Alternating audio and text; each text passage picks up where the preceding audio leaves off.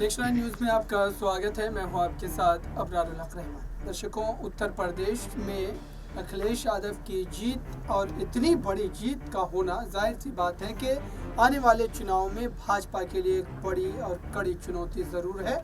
और ख़ास तौर पर अब ये माना जा रहा है कि जो कुछ परसेंट वोटों का नुकसान हुआ इस बार लोकसभा चुनाव में, भारतीय जनता पार्टी और साथ ही आप कह सकते हैं कि जो एनडीए के साथी दल थे उनका वोट बैंक अपनी जगह दुरुस्त है, लेकिन जो विपक्ष के कई चेहरे अलग चुनाव लड़ रहे थे उसमें महत्वपूर्ण चेहरा जो है वो मायावती का माना जा रहा था। दर्शकों, उनके साथ 9% वोट बैंक जो है इस बार भी लोकसभा चुनाव में जुड़ा नजर आया। अब ऐसे में जो अखिलेश यादव की रणनीति होनी चाहिए वो ये कि आखिरकार उस 9% वोट बैंक को वो अपने वोट बैंक में कैसे जोड़ेंगे। चूंकि भारतीय जनता पार्टी जाहिर सी बात है कि इस हार के बाद कई मोर्चों पर खुद को मजबूत करने की कोशिश करेंगे, चाहे वो नीतियों के तौर पर हो, संगठनात्मक तौर पर हो, और जाहिर सी बात है कि इसका कहीं ना कहीं उनको राजनीतिक लाभ भी मिलता दिखाई दे सकता है नतीजों के तौर पर। हम बात कर रहे हैं आने वाले उत्तर प्रदेश के विधानसभा चुनाव की, या फिर आप कह लें कि जो बाकी की 10 सीटें इस बार लोकसभा चुनाव के होने के बाद खाली हुई है, जिन पर उपचुनाव होने, और जाहिर सी बात है कि ये 10 सीटें भी कई सारी बातों को तय करेगा कि आखिरकार विधानसभा चुनाव में किसका पलड़ा भारी रहने वाला है। वैसे भी लोकसभा चुनाव के साथ साथ ही 4 सीटों पर जो उपचुनाव हुए थे विधानसभा के, उसमें 2 सीटें भाजपा के खेमे में गई और 2 सीटें सपा के पास आई। तो जाहिर सी बात है कि इस नतीजे के बाद भी समाजवादी पार्टी का कैडर, समाजवादी पार्टी के नेता लगातार अपने जो है दावों को लेकर के 7वें आसमान पर है और वो भारतीय जनता पार्टी को लगातार नीचा दिखाने की कोशिश कर रहे हैं। ऐसे में मेरे साथ 2 सहयोगी हैं, इनसे जानते हैं कि आखिरकार मायावती को मिलाने का, गठबंधन में लाने का, और इस समय जो बयानबाजी का एक दौर शुरू हुआ है, चूँकि कांग्रेस पार्टी के कई नेताओं ने ये बयान दिए हैं और दबे जबान में आप कह सकते हैं कि समाजवादी पार्टी की तरफ से भी इस तरीके की खबरें हमने सुनी कि मायावती को जो है गठबंधन में आ जाना चाहिए, गठबंधन का हिस्सा बन जाना चाहिए। लेकिन ये कितना संभव है? चूँकि अगर मायावती गठबंधन में आएंगे तो जाहिर सी बात है कि फिर मुख्यमंत्री पद को लेकर के वही पुराना राग जो है वो कहीं ना कहीं छिड़ता नजर आ सकता है। भाई, क्या लगता है, क्या वाकई उत्तर प्रदेश में ये बड़ा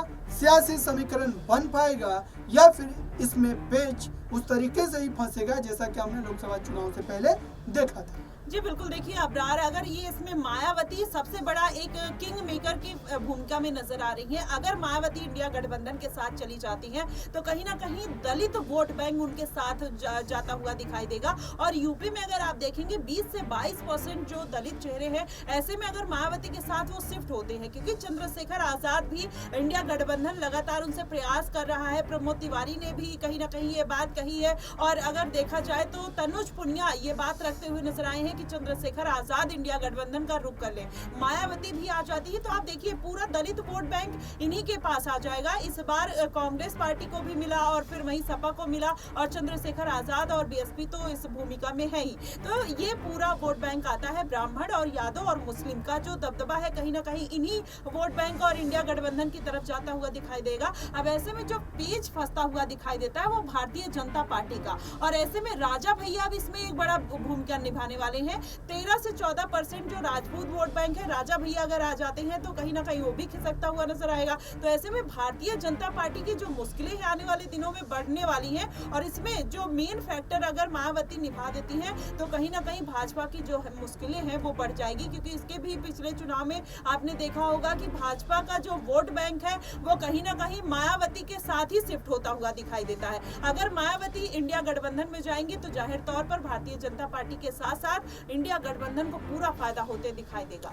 बिल्कुल दर्शकों, तनुज, आखिरकार मायावती अगर इस गठबंधन का हिस्सा नहीं बनती है, और जैसा कि उन्होंने लोकसभा चुनाव से पहले भी किया है, तो ऐसे कौन से 4-5 कारण हो सकते हैं? क्या उनको किसी तरीके का भय है कि क्या जो है अखिलेश यादव की राजनीतिक छवि जो है वो और ज़्यादा उभर करके आ जाएगी। हालांकि आ गई है लोकसभा चुनाव में, तो क्या विधानसभा चुनाव में मायावती अगर गठबंधन का हिस्सा नहीं बनती है, या फिर आप कहें कि ये जो 10 जो है उपचुनाव होंगे विधानसभा की सीटों पर, इसको लेकर के आपको क्या लगता है कौन सी ऐसी वजह हो सकती है? चूंकि इस बार अब देखिए कि मायावती के लिए अपने वोट बैंक में भी एक नया फरीक आ गया है, और इस नए हिस्सेदार ने जिस तरीके से उत्तर प्रदेश में अब दलितों के बीच अपना वो राजनीतिक मशाल जलाने का काम किया है नगीना लोकसभा सीट से, जाहिर सी बात है कि ये लड़ाई जो है वो थमेगी नहीं, क्योंकि उन्होंने लगातार ये इस बात को दोहराया है अपने इंटरव्यूज में कि वो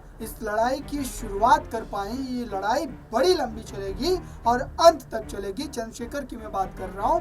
कैसे देखते हैं मायावती क्या मजबूरन इस गठबंधन का हिस्सा बनेंगे, और नहीं बनेंगे तो कारण क्या हो सकता है? सर सबसे पहले अबरार देखिए, यही कारण होगा जो मुस्लिमों को लेकर मायावती ने बयान दिया था। मुझे ऐसा लगता है कि अगर मायावती अखिलेश के साथ जाती है तो मुस्लिम वोट मायावती से तो कटेगा, साथ ही साथ अखिलेश से भी कटेगा। तो शायद मुझे ये गठबंधन अखिलेश की तरफ से संभव नजर नहीं आता, क्योंकि अभी हाल ही में लोकसभा चुनाव हुए, मुस्लिमों को टिकट दिया गया, और जब मायावती हार जाती है तो सारा टिकड़ा गलती जो है वो मुस्लिमों को फोड़ देती है, मुस्लिम कैंडिडेट पे फोड़ देती है कि मैं उनकी वजह से चुनाव हारी, उन्होंने मेहनत नहीं करी। वहीं बात अगर करी जाए दूसरे कारण की, तो मुख्यमंत्री गद्दी, क्योंकि देखिए अखिलेश यादव भी बिल्कुल काबिल है मुख्यमंत्री की गद्दी पर बैठने के लिए, और मायावती भी काबिल है कि वो मुख्यमंत्री की गद्दी पर बैठे। और मुझे नहीं लगता कि मायावती तब तक राजी होंगी जब तक उन्हें मुख्यमंत्री की गद्दी पर ना बैठाया जाए, क्योंकि जब जब गठबंधन हुआ मायावती मुख्यमंत्री की गद्दी पर जाकर बैठी, वो लालच कहीं ना कहीं मायावती के मन में नजर आता है।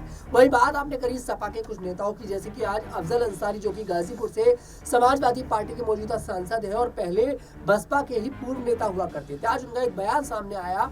वो ये कहते नजर आ रहे हैं कि भाई अगर मायावती और अखिलेश यादव एक साथ होते तो उत्तर प्रदेश में हम ज्यादा से ज्यादा सीटें तो जीतते ही, साथ ही साथ भारतीय जनता पार्टी मात्र 150 सीटों पर सिमटती हुई नजर आती। तो ऐसे में संकेत उन्होंने भले ही दिया है, लेकिन मुझे ऐसा लगता है कि अखिलेश यादव की तरफ से ये निर्णय नहीं लिया जाएगा, क्योंकि पहले अखिलेश यादव ने उन्हें मौका दिया, देखिए इंडिया गठबंधन में शामिल होकर प्रधानमंत्री बनाने का, लेकिन मायावती ने मना कर दिया। एक लो चला वाली जो राह थी उस पर चलती दिखाई दी, लेकिन क्या नतीजा निकल कर सामने आया? नतीजा ये आया कि एक भी सीट पर जीत दर्ज करती नजर नहीं आई। और अगर इंडिया गठबंधन की सरकार नहीं बनी है तो उसका सबसे बड़ा कारण जो मुझे नजर आता है वो मायावती है। ऐसे में अगर विपक्ष उसके बावजूद भी जाकर मायावती से हाथ मिला लेगा और मायावती को उत्तर प्रदेश की गद्दी पर बिठा देगा, तो मुझे इसमें विपक्ष की समझदारी नजर नहीं आती है, अखिलेश यादव समाजवादी पार्टी की समझदारी नजर नहीं आती है। और मुझे अखिलेश यादव, जिस तरह से अखिलेश यादव ने देखिए लोकसभा के चुनावों में अच्छा प्रदर्शन किया है, मुझे ऐसा लगता है कि बहुत आसानी के साथ उत्तर प्रदेश की विधानसभा चुनाव में समाजवादी पार्टी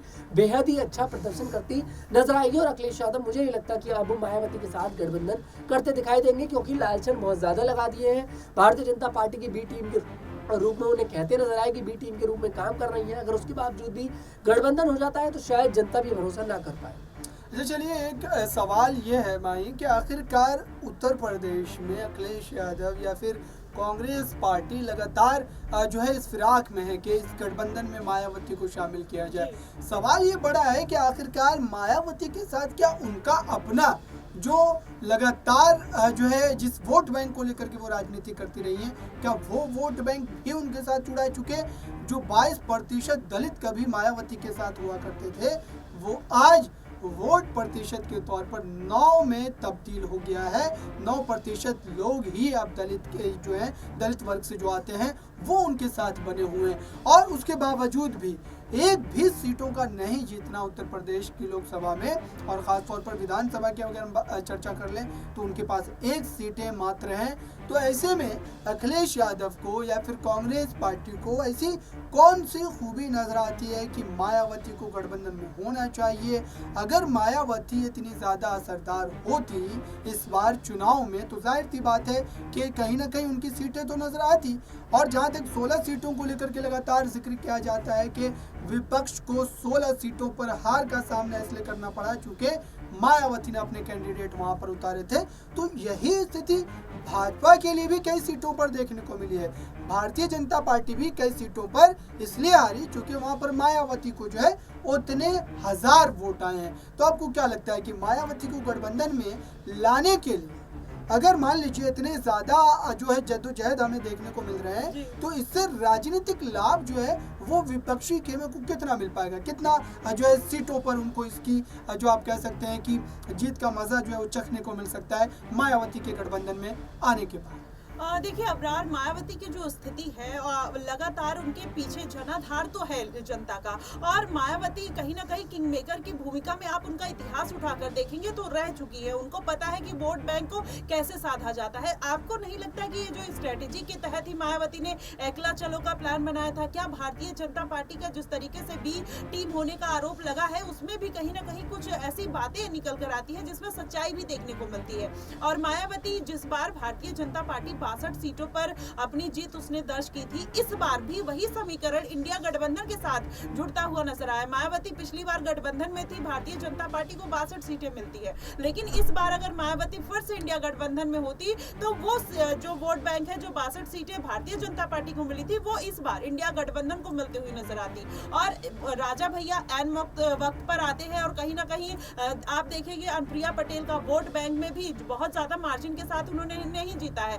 या फिर इसके पिछले भी चुनाव में आप देखेंगे मेनका गांधी जब उतरी थी चुनाव मैदान में, मायावती का भी कैंडिडेट सुल्तानपुर से उतरा था, तब भी वोट बैंक में सेधमारी की थी। तो मायावती कहीं ना कहीं निर्णायक भूमिका में है और इसलिए लगातार इंडिया गठबंधन को ये बात बहुत अच्छी तरीके से पता है और इसलिए अपने खेमे में लाने के लिए उनको पीएम पद भी ऑफर करने को तैयार है। या जब लोकसभा की सीट बढ़ रही थी तब भी पीएम पद ऑफर किया जा रहा था और भारतीय जनता पार्टी लगातार ये चाह रही थी कि मायावती अकेले चुनाव लड़े। और जो मायावती का रुख था वो भी भारतीय जनता पार्टी के लिए नरम होता हुआ दिखाई दिया और इसी वजह से मायावती ने वो स्ट्रेटेजी बनाई और वो अकेले चुनाव लड़ने का प्लान करती है। लेकिन अब उनकी पार्टी के अस्तित्व पर ये बात निकल कर आई है। अब हो सकता है अपनी पार्टी का वर्चस्व अस्तित्व बचाने के लिए इंडिया गठबंधन का रुख करे, क्योंकि उनके पास ना कोई उत्तराधिकारी है, ना कोई ऐसा चेहरा है जो उनकी पार्टी को संभाल सके।